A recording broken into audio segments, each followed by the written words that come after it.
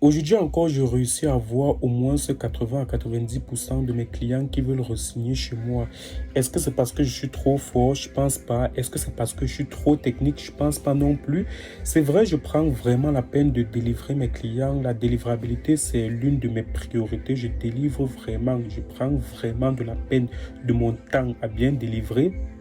Mais je pense que c'est pas le facteur clé qui fait en sorte que les clients, je réussis facilement à upsell mes clients. Le plus souvent, ce sont même eux qui proposent de travailler avec moi. Pourquoi? Parce que c'est ma particularité, c'est que je prends énormément de temps à comprendre vraiment mon client.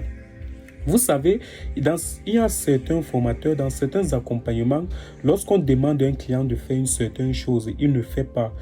On essaie de bousculer le client, pas même bousculer, on essaie de mettre une pression interne, externe sur le client. Genre, tu dois travailler, tu dois le faire. Mais on n'essaie pas de comprendre vraiment la raison qui l'empêche de faire cette chose.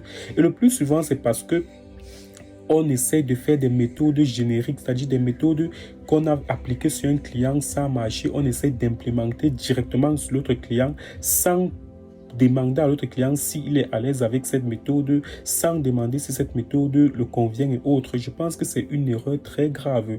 Et ce qui fait en sorte que je réussis à upsell au moins 80 à 90% de mes clients, c'est parce que je prends vraiment la peine de leur comprendre. Je connais exactement ce qu'ils vivent. Je connais pourquoi un client ne fait pas ci. Si un client ne fait pas quelque chose que tu as demandé, bon, c'est pas dans tous les cas, parce qu'il y a certains clients qui sont paresseux, il y a certains clients qui ne font pas parce qu'ils ne veulent pas faire, parce qu'ils ont la flemme et autres, mais il y a certains clients qui ne font pas pour une raison.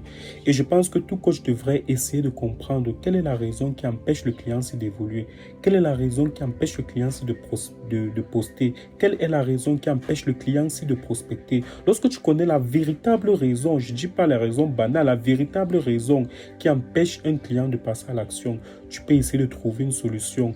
Et c'est pour ça que je n'aime pas les accompagnements génériques. Lorsque je dis générique, des accompagnements qu'on suive à la lettre. C'est pour ça que j'aime des accompagnements personnalisés. C'est-à-dire quoi? On adapte une méthode en fonction du client.